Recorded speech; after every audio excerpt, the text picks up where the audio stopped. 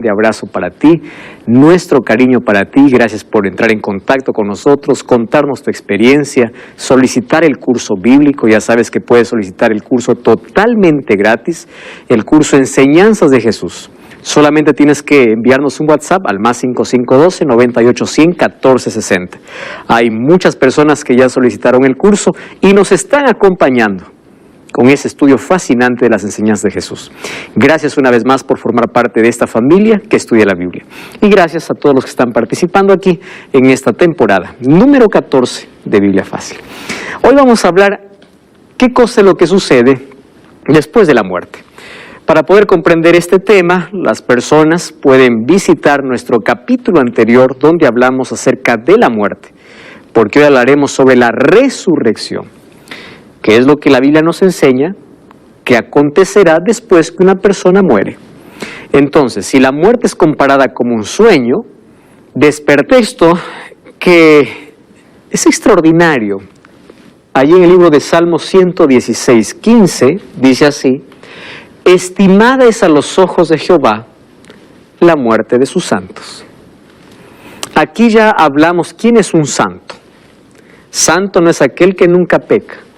Santo es aquel que aprende a caminar con Jesús diariamente. Y Él es quien santifica, y Él es quien transforma, y Él es quien nos fortalece. Una persona que camina con Dios, dice la Biblia, estimada es a los ojos de Jehová la muerte de sus santos. ¿Por qué? Porque una persona que muere con Cristo en la vida, que tomó decisiones correctas en la vida, cuando muere solo descansa de este mundo de dolor, descansa del sufrimiento y entra en el estado de inconsciencia. El cuerpo se vuelve polvo hasta el día que Jesús regrese y esa persona resucita. Y resucita ahora para una eternidad sin dolor, sin más sufrimiento. Es por eso que el texto dice: estimada es a los ojos de Jehová la muerte de sus santos. ¿Y por qué? Esto es porque todos aquellos que creemos en Jesús tenemos esperanza. Y la esperanza va más allá de la muerte. Vamos al libro de Apocalipsis, capítulo 1. ¿Cómo me fascina imaginar este encuentro cada vez que leo Apocalipsis, capítulo 1? Jesús ya había ido para el cielo y uno de los discípulos que recostaba su cabeza en el pecho de Jesús se llamaba Juan, aquel que le transformó el carácter de discípulo del trueno o de hijo del trueno a discípulo del amor. Un día se encuentra ya anciano. Él era muy joven cuando era discípulo de Jesús. Yo creo que quien más sintió, entre los que más sintieron la ausencia de Cristo cuando fue al cielo, uno de ellos fue Juan. Juan tenía la confianza extrema, imagínate, de poder recostar la cabeza en el pecho de Jesús.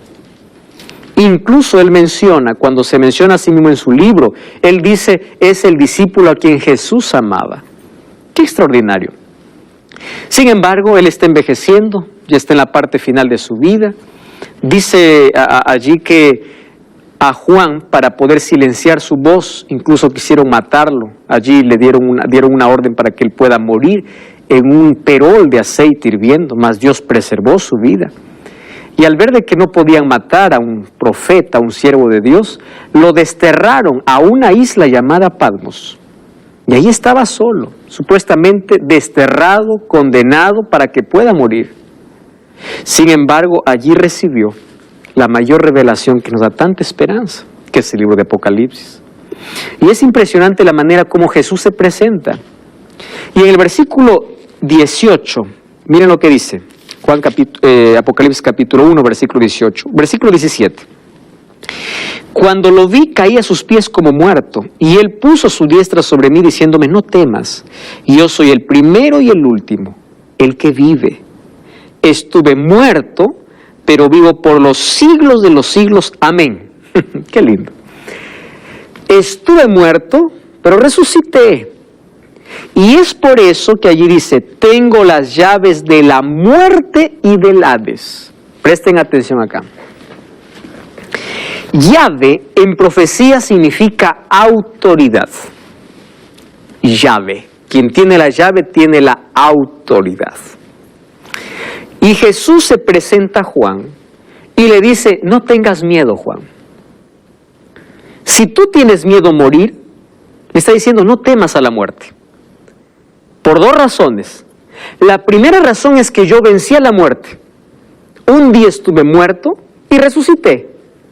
Y si yo vencí a la muerte, quiere decir que tengo, la segunda razón, autoridad sobre la muerte. Por eso dice, tengo las llaves de la muerte y del Hades. ¿Por qué dice de la muerte y del Hades? Hades es sepultura. Muerte es dejar de existir. Y Jesús dice, yo estuve muerto y viví, por eso tengo la autoridad, vencí la muerte. Y el apóstol Pablo en 1 Corintios 15, 14, miren la declaración tan fuerte que hace. 1 Corintios, capítulo 15, versículo 14. Es impresionante. Ahí el texto dice, si Cristo no resucitó de los muertos, entonces en vano es nuestra predicación y vana es nuestra fe. ¡Wow! El Evangelio no tendría sentido si Cristo no hubiese resucitado. Ustedes saben que hubieron varios fundadores de otras religiones que están en sus tumbas, pero la tumba de Cristo está vacía. Y Pablo dice, la razón de nuestra fe y nuestra predicación es que Cristo resucitó. Porque al resucitar quiere decir que Él tiene poder por sobre la muerte, que llega a ser la paga del pecado y nuestro peor enemigo. Si Él venció a nuestro peor enemigo, entonces en Él tenemos fe. Y por eso nuestra predicación está basada en esa esperanza. Por eso es que Satanás quiso impedir que Jesús resucite. Mandó una legión de soldados para impedir que Jesús resucite, pero en la hora adecuada descendió un ángel poderoso del cielo, removió la piedra y Cristo salió. Cristo resucitó. Al vencer a la muerte, Satanás sabía que había perdido para siempre la batalla. Ahora, miren qué interesante. En la Biblia, nosotros encontramos pocas resurrecciones. En el Antiguo Testamento encontramos la resurrección, uno con el milagro que hizo Elías, otro con un milagro que hizo Eliseo, y hay una tercera resurrección que es impresionante. Dice que cuando estaba el pueblo en guerra, llevaban a sepultar a alguien, y resulta que cuando estaban llegando a la sepultura, venía el pueblo enemigo, y al muerto, como estaba muerto, lo tiraron, y ellos escaparon por su vida. Solo que ese muerto, ese cuerpo inerte, al llegar allí a ese lugar donde le iban a enterrar, chocó, dice, con hueso de Eliseo y resucitó. Es un asunto impresionante. Está en el libro de Segunda de Reyes, capítulo 13, versículo 21. Resucitó. Es la tercera vez que se habla de una resurrección en el Antiguo Testamento. Y en el Nuevo Testamento encontramos 6 resurrecciones. Encontramos que Jesús resucita al hijo de la viuda de Naín. Encontramos que Jesús resucita a Lázaro. Encontramos que Jesús resucita a la hija de Jairo. Encontramos que Jesús resucita a un grupo de personas cuando Él resucita para llevarlos como primicia. Encontramos al apóstol Pablo resucitando a un muchacho que se cayó de una ventana llamado Eutico. Encontramos a Pedro resucitando a una mujer llamada Tabita. Todos los registros de resurrecciones, ¿correcto?, que encontramos allí en la Biblia. Ahora, es interesante que la resurrección entonces es una realidad y Jesús habló sobre la resurrección. Solo que, hablando del estado de todos los que murieron, estas ocasiones de las cuales mencioné son situaciones específicas donde hubo milagros y hubo resurrección. Pero hablando de la condición de todos, de la situación de todos los que murieron, Jesús habló de 2 tipos de resurrecciones. Juan 5:28 dice, no os maravilléis, vendrá la hora cuando todos los que están en los sepulcros. En el capítulo anterior dijimos, una persona que muere está en el sepulcro, no está en el purgatorio, no está en el infierno, no está, y de paso la palabra infierno significa sepultura. en la Biblia, ¿correcto? No está en el paraíso, dice, los que están en los sepulcros oirán su voz. Los que hicieron lo bueno saldrán a resurrección de vida, los que hicieron lo malo, resurrección de condenación.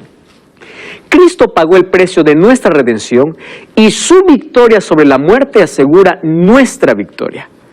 Por eso hasta podemos cantar y decir, si Él vive hoy, yo puedo creer en un futuro, en el mañana, ¿verdad? ¿Cuándo ocurrirá la primera resurrección y quiénes resucitarán? Solo vamos a recordar algunas cosas aquí. Por ejemplo, 1 Tesalonicenses 4:16 dice, el mismo Señor con voz de mando, con voz de arcángel y con trompeta de Dios, descenderá del cielo y los muertos en Cristo resucitarán primero. Este texto nosotros leímos ya en algunos programas anteriores que se refiere a la segunda venida de Jesús.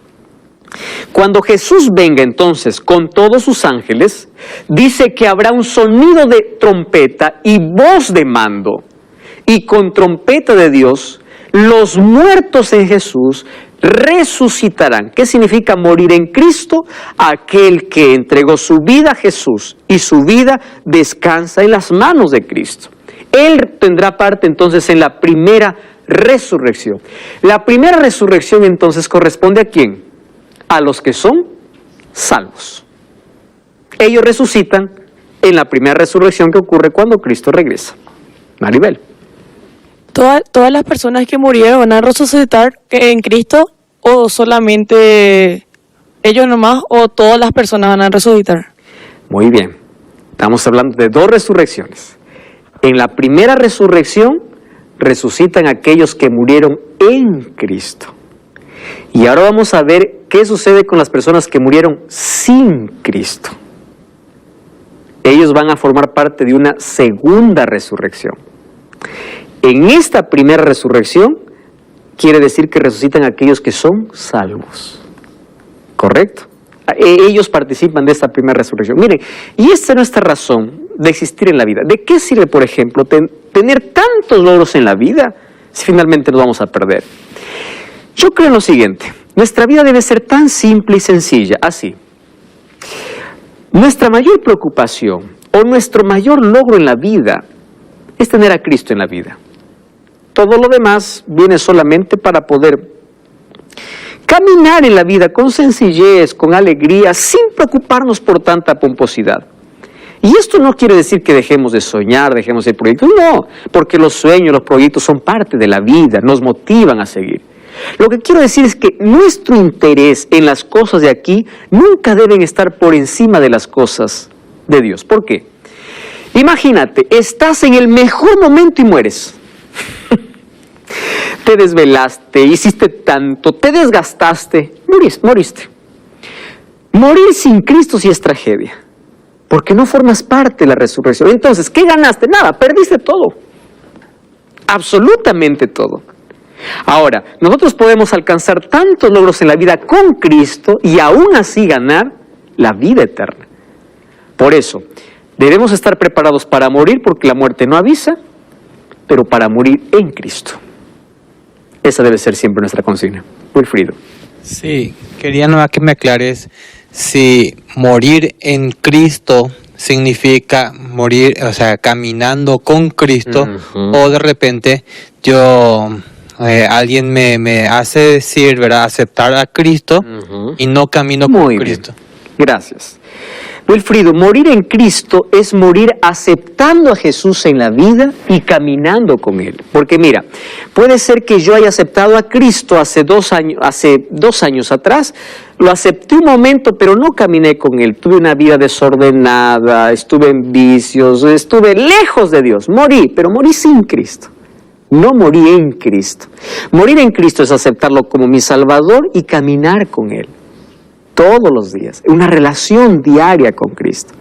Es por eso que el mayor objetivo de nuestra vida debe ser buscar una relación diaria con Dios.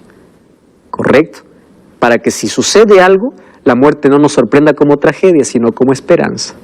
Incluso Pablo nos va a enseñar a llorar con nuestros difuntos. Dice, ustedes no lloren como aquellos que no tienen esperanza. ¿Por qué? Uno que tiene esperanza llora, que es normal, natural el dolor que siente. Pero las lágrimas son diferentes, recordando que un día vas a volver a abrazar a ese ser querido. La primera resurrección es de los salvos. 1 Tesalonicenses 4:17 también dice que los vivos serán transformados y juntos seremos arrebatados. Ojo, juntos. No es que los muertos ya están arriba. Juntos seremos arrebatados juntamente con ellos. Entonces, existe un arrebatamiento, pero no es en secreto. Existe un arrebatamiento glorioso, porque todos seremos arrebatados para recibir, dice, a Cristo o al Señor en el aire, y así estaremos para siempre con el Señor. ¡Qué gloriosa esperanza!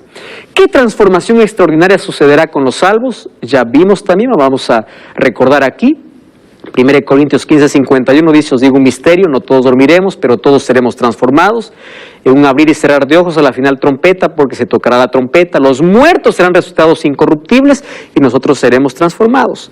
Cuando dice que serán resucitados incorruptibles, ya mencioné que significa que serán resucitados sin defectos, ni mentales, ni morales, ni espirituales, ni físicos.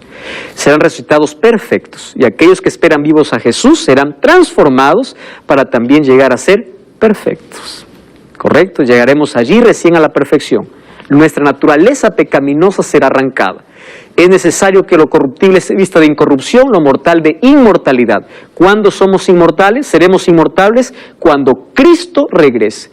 Allí tendremos un cuerpo glorificado.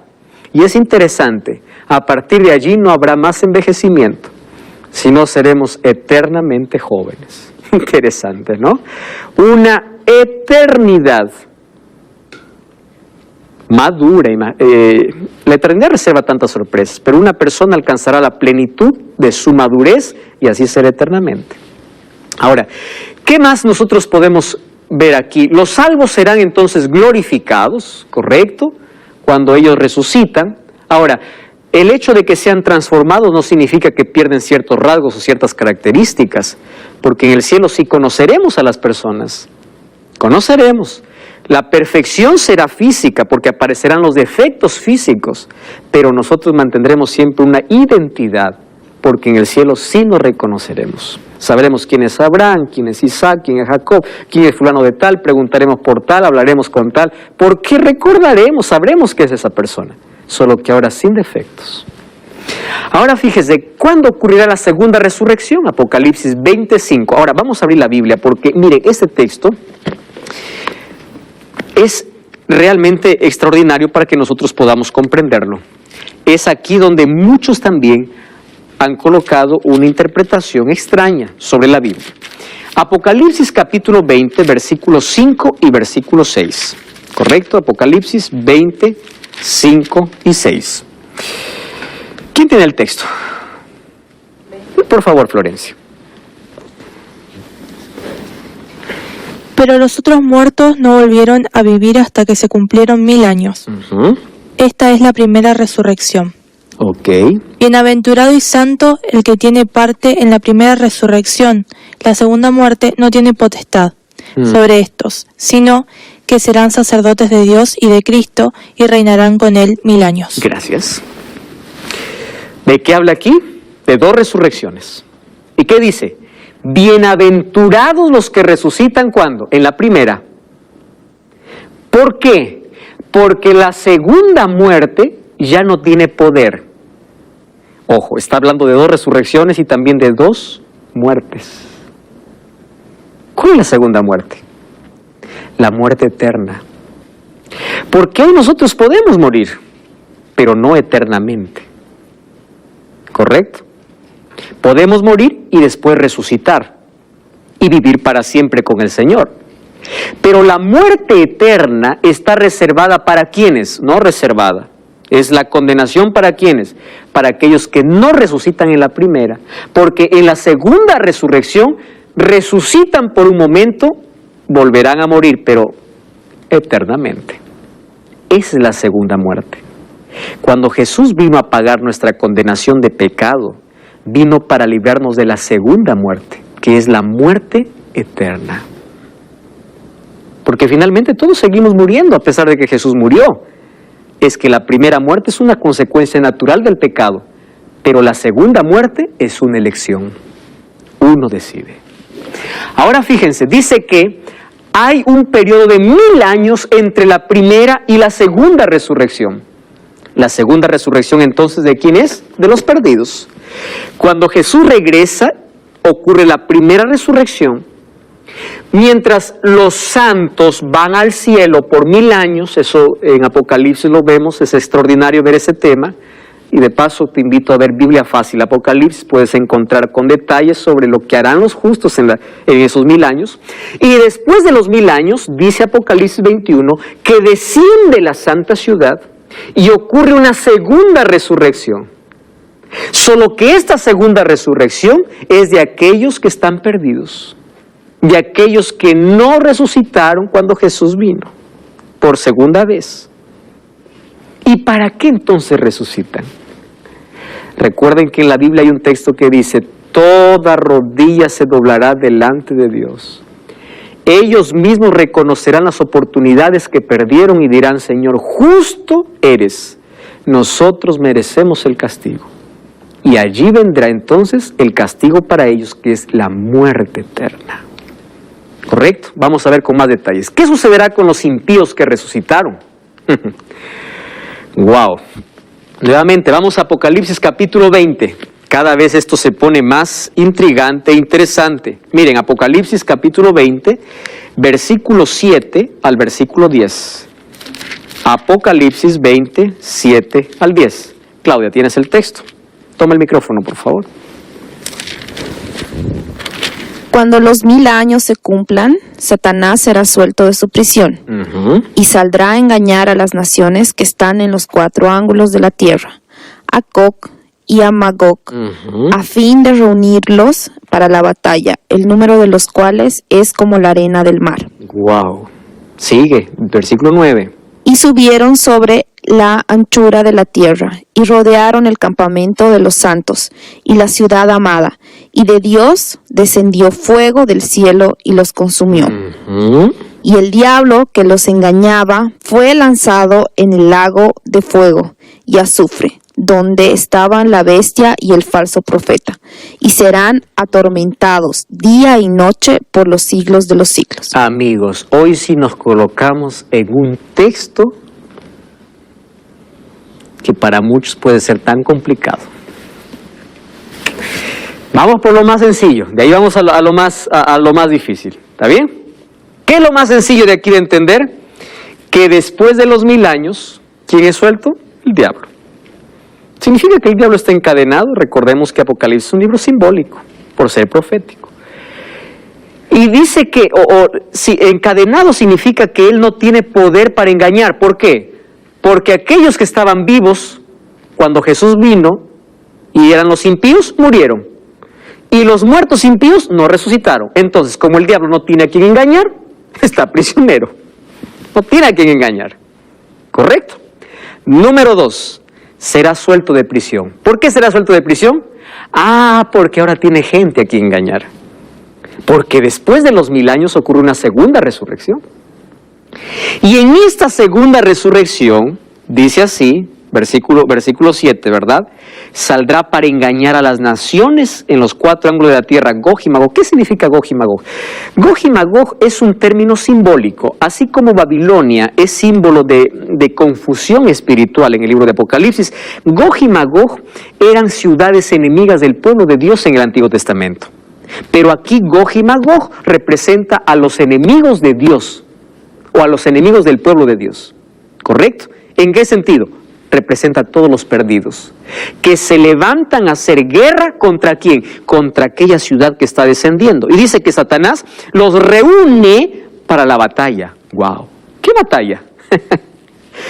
Esta batalla es la última mentira que Satanás presenta para todos los perdidos. Y dice, nosotros somos más. Vamos a pelear y vamos a vencer a aquellos que son unos pocos. No son como nosotros. Y cuando se reúnen, dice, subieron por la anchura de la tierra, rodearon el campamento de los santos, que era la ciudad amada, y allí descendió fuego y los consumió. Ahora, fíjense un detalle. Dice que el número de ellos era como la arena del mar. millones de personas que representan a los perdidos. Wilfrido. Sí. Dos preguntas. Ujú. La primera es, Satanás sabe que está perdido. Sabe. Y si él sabe que está perdido, bueno, ¿cuál sería el objetivo de su última mentira si total van a morir todos Exacto. igual? Si no- Exacto. Es el último manotazo de perdido que da. Uno, él sabe que está perdido y él hizo todo para llevar a millones de personas para que puedan aceptar el mismo destino que él tiene. Eso está claro, para él también. Ahora, ¿cuál es el objetivo de poder una vez más engañar? Hacer, por lo menos crear una falsa esperanza a aquellos que le aceptaron, porque imagínate, la multitud, ¿a quién está viendo? Ahora a él. Entonces, ¿y ahora? Estamos perdidos. No, dice tranquilo. Su última mentira es una ilusión, como hoy. Todas sus mentiras son ilusiones falsas. ¿Para qué? Vamos a conquistar, pero él sabe que ahora llegó su hora. Esta solamente es una falsa ilusión para todos los perdidos, para decirle que realmente no están perdidos. Pero finalmente viene el castigo para ellos. No cambies el canal. Vamos a una breve pausa, ya regresamos. Esto es Biblia Fácil.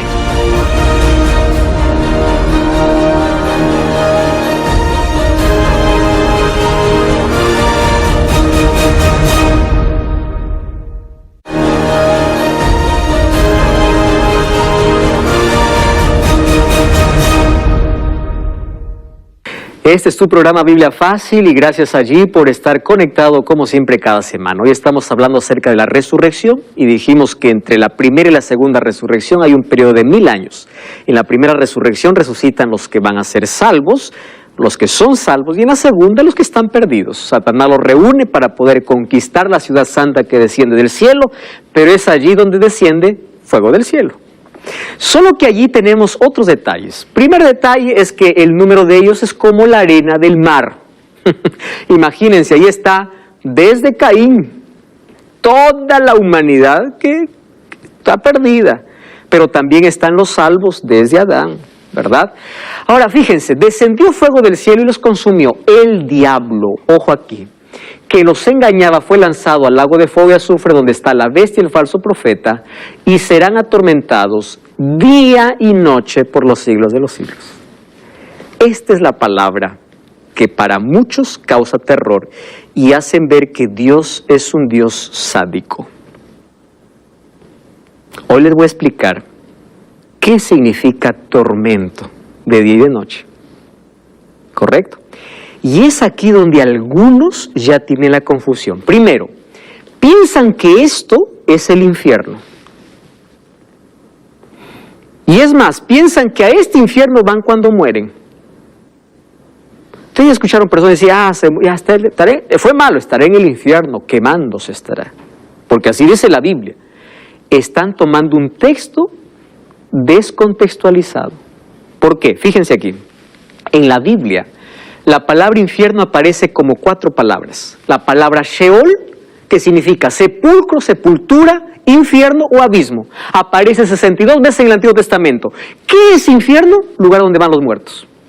¿Correcto? En el concepto bíblico. Número 2. Hades, lugar de muertos, está en el Nuevo Testamento, es la palabra griega. También hay otra palabra, Gehenna.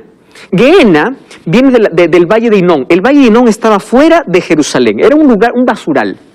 Allí botaban la basura todos los días, incluso dice que había muertos, de aquellos que ya sus familiares no les daba importancia, los cuerpos eran colocados en el basural. Y como era un basural, había fuego día y noche. De ahí viene la palabra Gehenna. Incluso de allí es traducida en algunas versiones como infierno, tomando aquella imagen. ¿Correcto? Y viene la palabra tártaros, que significa oscuro, abismo de prisión, en 2 Pedro 2:4, que representa ángeles que están en tinieblas morales. Ojo, infierno, entonces, en la Biblia, no es un lugar de tormento.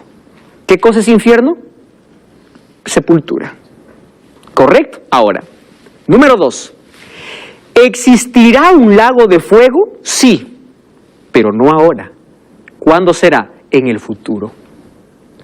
Y ese lago de fuego está reservado ¿para quién? Para los impíos.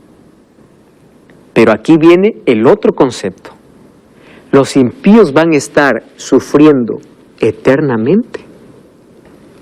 Muy buena pregunta.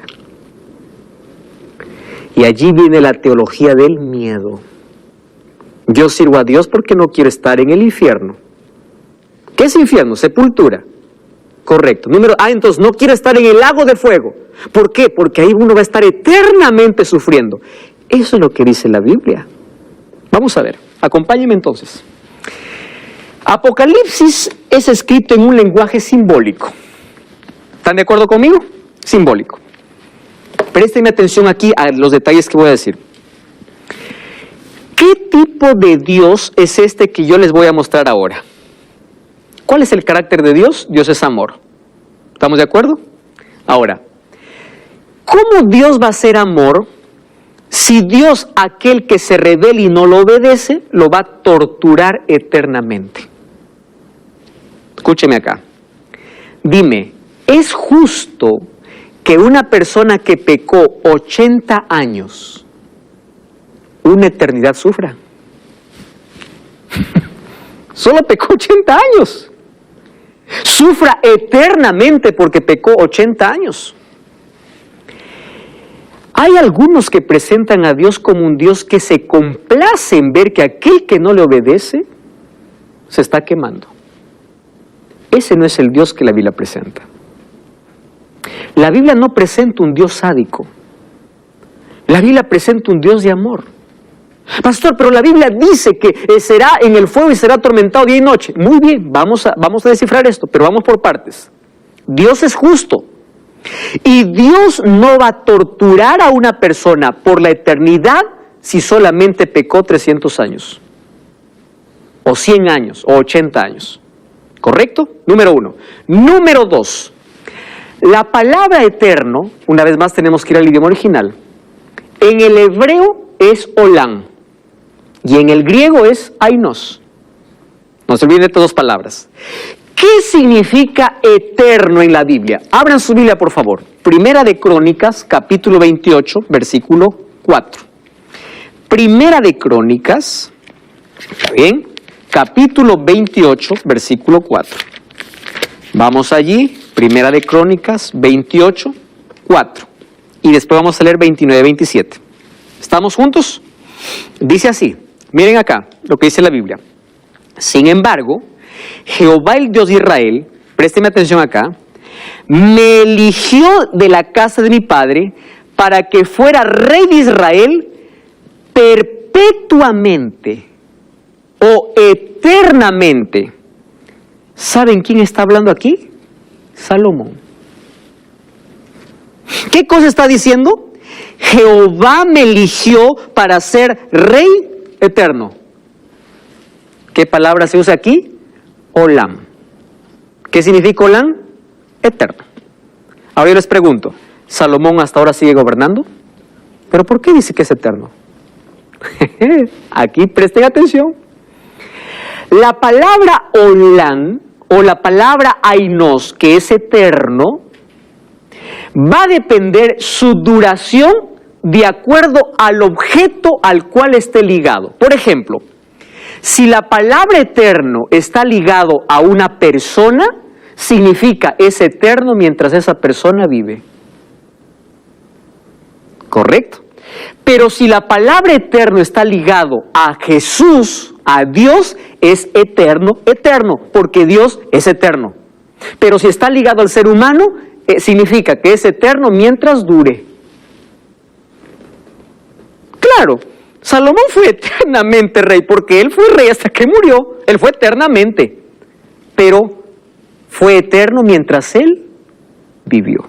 ¿Están comprendiendo aquí la primera comprensión de la palabra? Entonces, miren, en el libro de Mateo capítulo 25 dice así: Dios enviará a los de su derecha a la vida eterna y a los de su izquierda al fuego eterno. Ojo, se está repitiendo la palabra eterno, eterno. Presten atención aquí. La vida eterna, ¿a quién está ligado? A Dios. Entonces es eterna, eterna, sin fin. Pero el fuego eterno está reservado ¿para quién? Para el pecador. ¿Qué significa? Que es eterno mientras él dure. Entonces, Cuando caiga el fuego para destruir a los impíos, será eterno mientras la materia resista o mientras el cuerpo dure. Y en la Biblia nosotros encontramos que habrá grados, ojo aquí con lo que estoy diciendo, existirán aquí grados de consecuencias. Por ejemplo, algunos sufrirán un poco más que otros. El último en ser, o el que demora más en ser quemado, será Satanás y sus ángeles. Pero los seres humanos serán castigados de acuerdo a su rebelión, a su rebeldía. Mientras el cuerpo dure, algunos serán difuminados rápidamente. Eterno. ¿Eterno en qué? Eterno en consecuencias. ¿Me entienden aquí? La palabra eterno significa acabó con el cuerpo y el fuego hizo una eternidad de aquella consecuencia. Algunos pueden decir, no, pastor, eso yo no lo creo. Vamos a otro texto. ¿Puede ser? Vamos a Judas. Judas está un libro antes de la Biblia. No es el Judas Iscariote, por si acaso, es otro Judas. Un libro antes de Apocalipsis, perdón, le dije creo de la Biblia. Antes de Apocalipsis está Judas. Capítulo 1, versículo 7.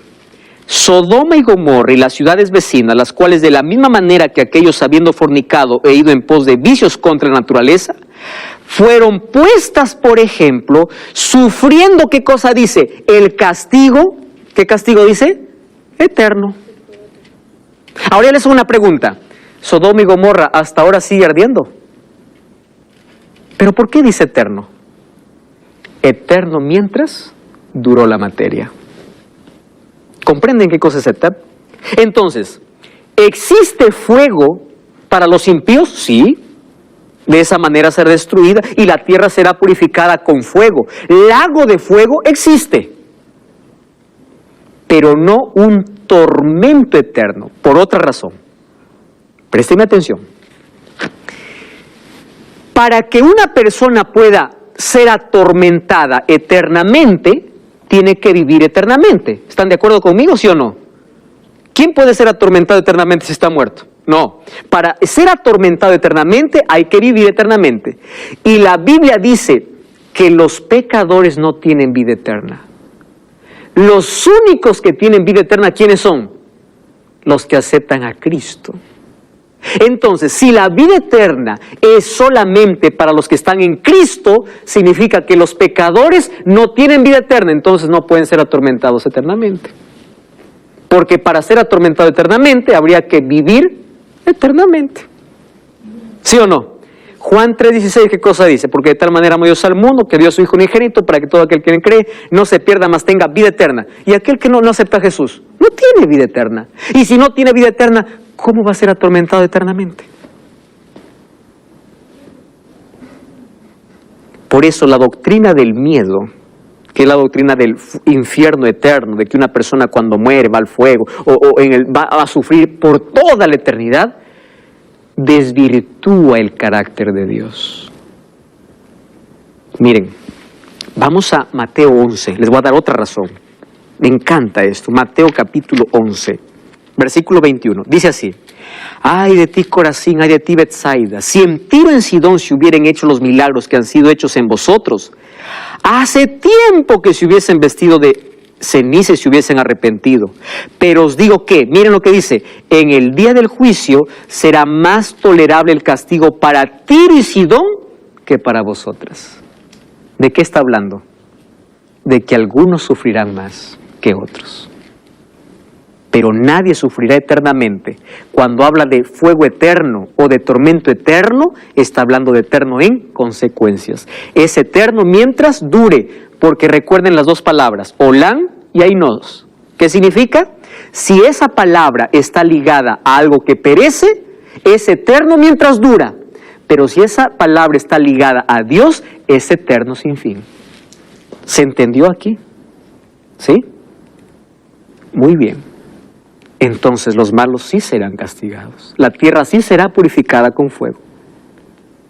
Pero los malos serán castigados de acuerdo al grado, o las consecuencias vendrán de acuerdo a su desobediencia. Además, nosotros no creemos en un tormento eterno. ¿Por qué? Porque para que una persona sea atormentada eternamente significa que tiene que vivir eternamente. Y la Biblia dice en 1 Juan 5:12 que solamente tiene vida eterna aquel que tiene a Cristo. Si ellos están perdidos porque no tienen a Cristo, significa que no pueden vivir eternamente. Y si no pueden vivir eternamente, entonces ¿cómo van a ser atormentados eternamente? Y hay muchos que van a la iglesia solo por miedo. Dios quiere una entrega por amor, no por miedo. Sabemos cuál es la consecuencia final. Ahora, yo puedo mostrarles aquí otros textos. Por ejemplo, miren, vamos al libro, de Isaías, ¿correcto? Capítulo 34, versículo 10.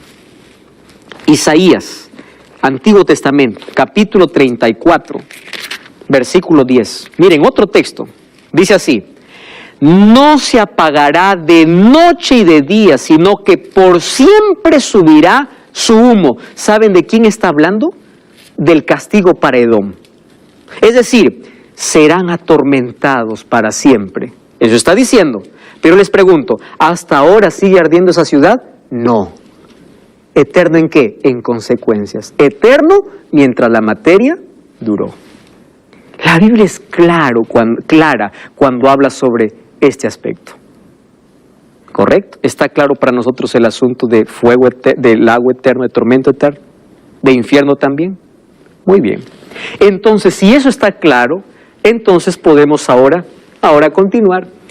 ¿De dónde vino la doctrina del tormento eterno? No es bíblica. ¿Saben cuándo apareció? En la Edad Media. ¿Saben por qué apareció esa doctrina? Como tipo de presión psicológica para conseguir indulgencias, obediencia y apoyo para la Inquisición. Recuerden eso, que antes se vendían indulgencias, es decir, se vendía el perdón. Y le decía, si tú no pagas una indulgencia, vas a parar en el fuego eterno y vas a estar ardiendo para siempre.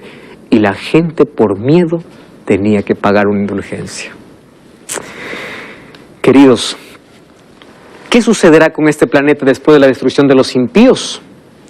Apocalipsis 21 dice, vi un cielo nuevo y una tierra nueva, el primer cielo y la primera tierra pasaron, y el mar ya no existe. Yo, Juan, vi la santa ciudad, la nueva Jerusalén, descender del cielo, dispuesta como una esposa ataviada para su marido. Queridos, la tierra será transformada para siempre. El mal no se levantará por segunda vez. ¿Saben por qué no se levantará por segunda vez? Porque ya hubo un antecedente y ya se sabe cuáles fueron las consecuencias. Nunca más se levantará el mal. Oí una voz del cielo que decía, el tabernáculo de Dios con los hombres, morará con ellos, ellos serán su pueblo, Dios mismo será su Dios, enjugará Dios toda lágrima, todo aquello que nos causa sufrimiento habrá pasado para siempre. Un día tendremos victoria sobre la muerte, un día las lágrimas se terminarán y se terminarán para siempre. Esta es la tumba